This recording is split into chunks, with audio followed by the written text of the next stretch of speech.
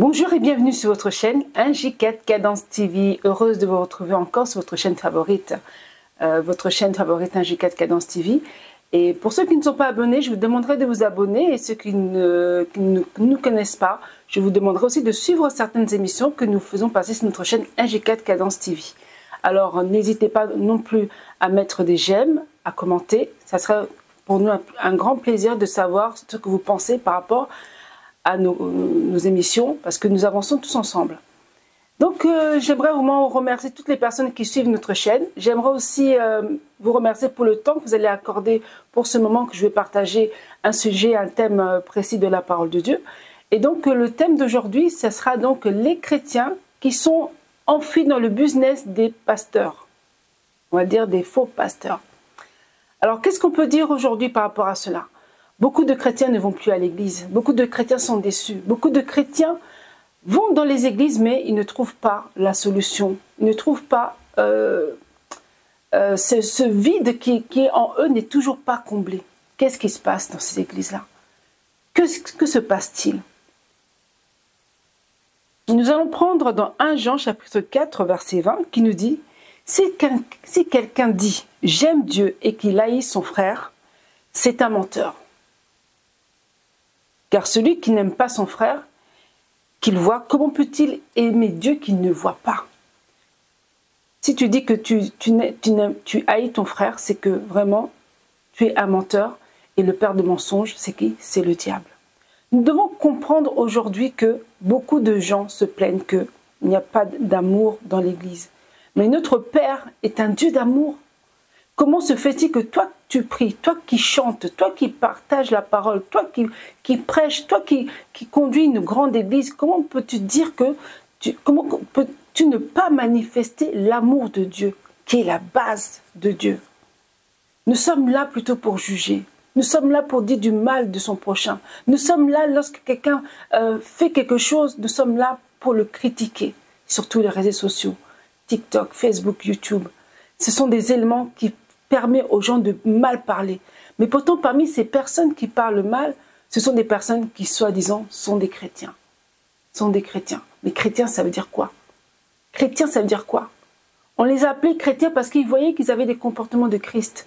Mais nous, en tant qu'enfants de Dieu, avons-nous vraiment le comportement de Christ? Est-ce que nous reflétons vraiment Christ dans notre agissement, dans notre façon de parler, de notre façon de penser? Est-ce que nous réincarnons vraiment Christ en nous? Est-ce qu'on peut dire que Dieu vit en nous? Si Christ est ma vie, la mort est un gain. Est-ce que Christ est ta vie? Est-ce que tu consacres ta vie à être bon envers les autres? Est-ce que tu consacres ta vie à ne pas juger les autres? Qui est sans erreur? Nous pouvons connaître la parole de Dieu, mais c'est le fond de ton cœur qui compte le plus. La Bible dit une chose, garde ton cœur plus que toute autre chose. C'est de là que sortent les sources de la vie. Garde ton cœur. Tu peux connaître la parole, tu peux ne pas connaître la parole. Tu cherches à connaître Dieu, mais en toutes circonstances, garde ton cœur. Parce que nous rencontrons des situations qui vont faire que, à un certain moment, le cœur ne veut pas obéir à la parole de Dieu. Alors que si tu as le Saint-Esprit, demande au Saint-Esprit de te remettre toujours dans la droiture, dans la sainteté, que ton cœur soit apaisé, que tu continues surtout à aimer ton frère, à aimer ta sœur, à aimer quiconque qui fait le mal. Ne maudissez pas. J'entends beaucoup dans les églises, tel frère, on a entendu tel frère a fait ça, telle sœur a fait ça, tel groupe a fait ça, il y a des gens qui font ça, que le Seigneur les maudisse. As-tu le droit de maudire ton frère? La Bible dit, bénissez, ne maudissez pas. Ne vous vengez pas vous-même. Mais je vois que l'autorité de certains serviteurs de Dieu fait qu'ils maudissent les frères, ils maudissent les sœurs. Là, on appelle ça de la sorcellerie. Dieu est amour. Il n'y a que Dieu. Elle me dit, laisse la colère. À moi la vengeance, à moi la rétribution. C'est à Dieu qu'on doit laisser la vengeance.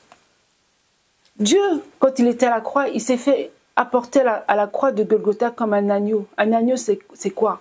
Parce qu'aujourd'hui, dans les églises, nous ne parlons plus d'agneau de Dieu. L'agneau, c'est qui? L'agneau, c'est un animal qui ne dit rien. Dieu, il s'est fait traîner. Il s'est fait traîner jusqu'à la croix. Il a souffert, on l'a craché.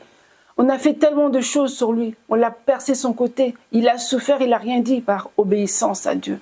Mais toi, lorsque tu rencontres des moments difficiles, lorsque les gens te crachent dessus, pourquoi tu ne veux pas rester calme?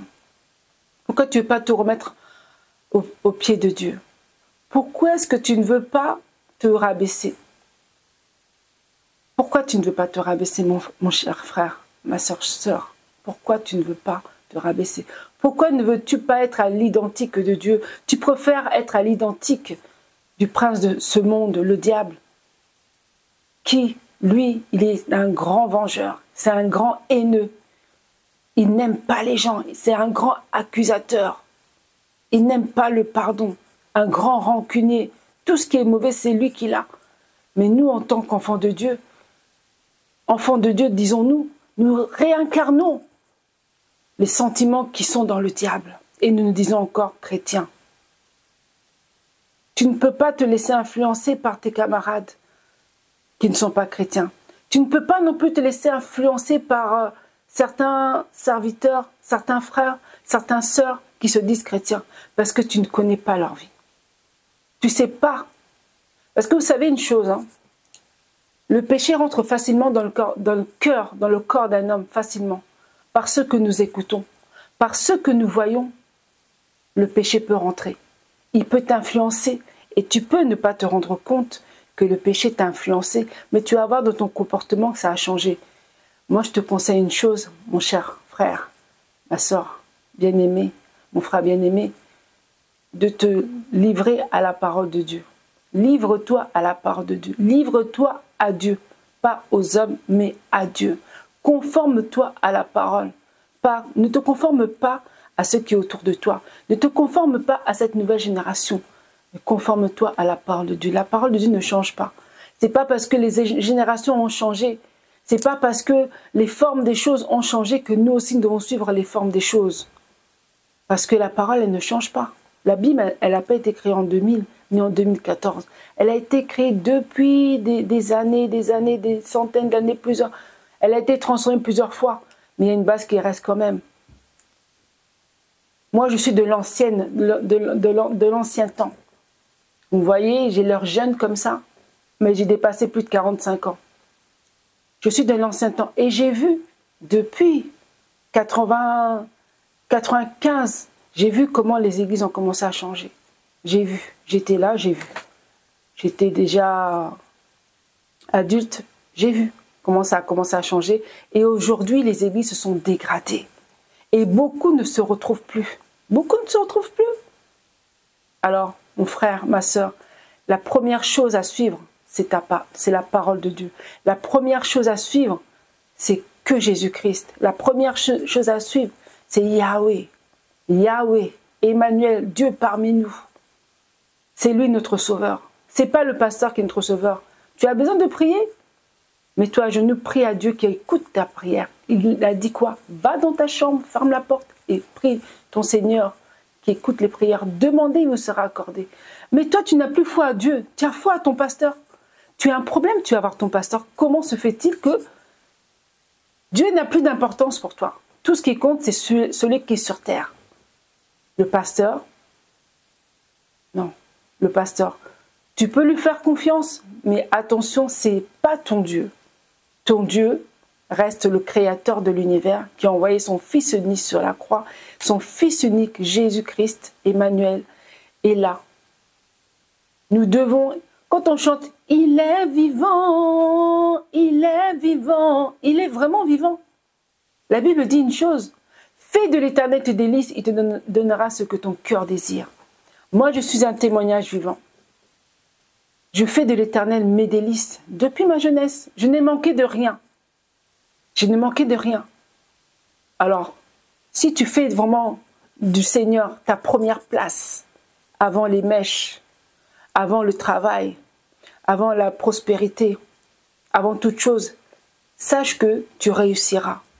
Tu réussiras. Moi, j'ai confiance. Aie foi en Dieu, aie foi en ce que tu dis. Et Dieu le réalisera. Ne doute point. Que le Seigneur vous bénisse. Restez branchés sur notre chaîne 1J4 Cadence TV. D'autres épisodes viendront encore pour parler, nous conseiller sur la voie droite à suivre. Soyons humbles, soyons bons les uns envers les autres, soyons remplis d'amour, évitons la vengeance, les polémiques, ce qui est interdit devant Dieu. Que Dieu vous bénisse. À bientôt.